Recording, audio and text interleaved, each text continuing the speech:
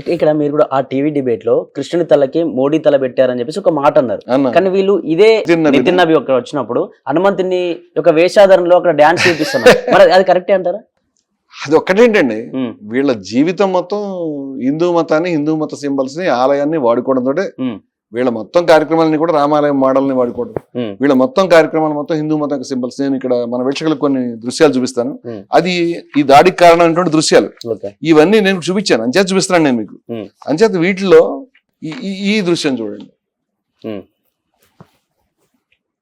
మోదీ గారు ఆ చెయ్యి కూడా ఇలా పెట్టి రాముని మీద ఇలా వాలి. ఏమండి, ఎక్కడైనా యేసుక్రీస్తు ట్రంప్ గారి మీద ఇలా భుజం మీద ఇలా వాలి శ్రద్ధ తీర్చుకున్న బొమ్మ మనం చూసామా? ట్రంప్ ఎలక్షన్ దాన్ని వాడుకుంటున్నాడు. లేకపోతే జర్మనీలోను, జపాన్లోను, స్వీడన్లోను అనేక ప్రాంతాల్లో మతాన్ని ఈ విధంగా వాడుకున్నారా? లేదు. మరి మనకి దౌర్భాగ్యం ఏంటండి? శ్రీరామచంద్రుడి మీద చాలా గౌరవం చెప్తున్నారు కదా, ఇది శ్రీరామచంద్రుడి గౌరవాన్ని పెంచే విధంగా ఉందా? ఇది బీజేపీ నాయకురాలు ఆవిడ ట్విట్టర్ లో పెట్టినటువంటి బొమ్మ.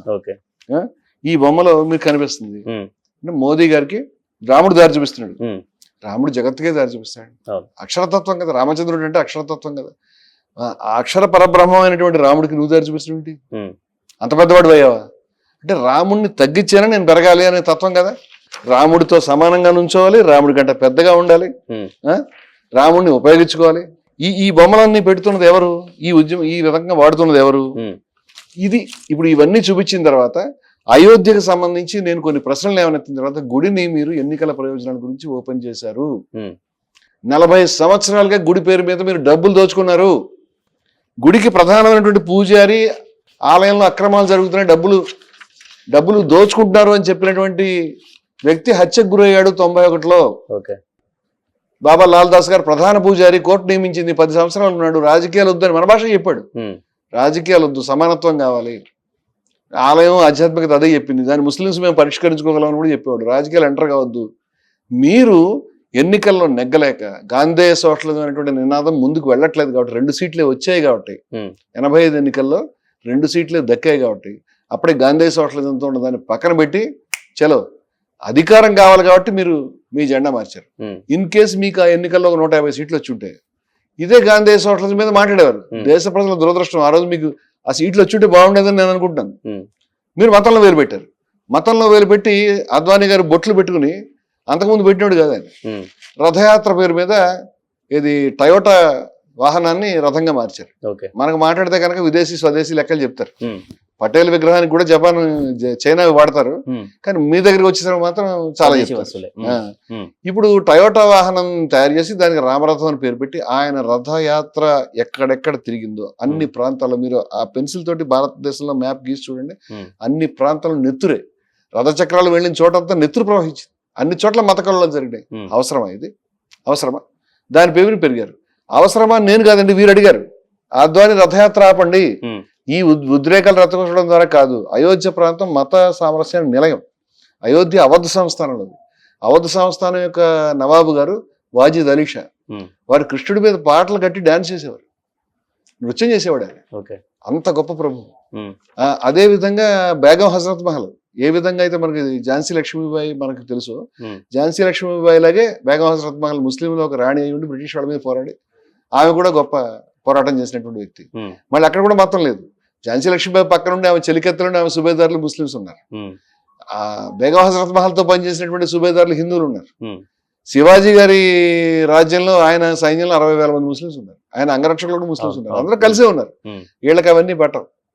ఇప్పుడు ముస్లిం వ్యతిరేకత రచ్చగొట్టడానికి అవధ్లో తేలిక కాదు. అవధ్ సంస్థానంలో చాలా గుళ్ళు, ఈవెన్ అయోధ్యలో కూడా ముస్లిం నవాబులు కట్టించినవి. వీళ్ళు దాచిపెడతారు ఆ విషయాలన్నీ కూడా. ఇవన్నీ చెప్తూ వీరు బాబా లాల్ దాస్ గారు మీరు డబ్బులు తింటున్నారు. ఇప్పుడు చెప్పాడు 89-90 చెప్పాడు. 89-90లో మీరు డబ్బులు తింటున్నారు. జర్మనీ నుంచి మీకు 2 కోట్లు వచ్చినాయని చెప్పాడు. బ్యాంక్ అకౌంట్లు తీసి చూపించండి చెప్పాడు. ఈ డబ్బులు ఏం చేశారు? మీకు బంగారం ఎటకలు వచ్చినాయి, పలానా దగ్గర నుంచి వెండి ఎటకలు వచ్చినాయి, మీకు టాటాలు, బిర్లాలు, దాల్మియాలు అందరూ డబ్బులు ఇచ్చారు. ఈ డబ్బులని ఏమైనాయని ఉద్యమం ప్రారంభమైన మొదటి దినాల్లోనే కోట్ల రూపాయలు మాట్లాడాడు. ఆ రోజు 2 కోట్ల రూపాయలు ఎన్ని వేల కోట్లకు సమానం మీరు చెప్పండి, నాకు తెలియదు. నేనంటున్నా, ఈ ప్రశ్నలు అడిగినటువంటి వ్యక్తి ఈయనేమో ఐఎస్ఐ ఏజెంట్ కాదు, ఈయనేమో యాంటీ హిందూ కాదు, ఆలయానికి ప్రధాన పూజారయ్యా బాబు. ఆలయానికి ప్రధాన పూజారిని తొలగించారు. ఆయన ఇచ్చినటువంటి ఇంటర్వ్యూలు వాళ్ళ నెట్లో దొరుకుతున్నాయి, ఆయన డాక్యుమెంటరీస్ కూడా దొరుకుతాయి.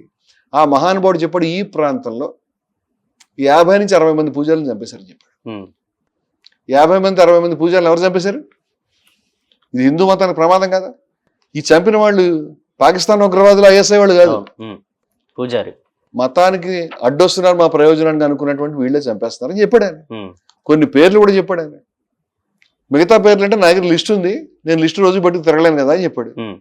ఆ మహానుభావుడిని మీరు తొలగించారు పదవి నుంచి. కోర్టు నియమించిన వ్యక్తిని ఎలా తొలగిస్తారు? మీకు అధికారమే ఉంది, అయినా తొలగించారు. ఆయన దాని మీద కోర్టుకు వెళ్ళాడు.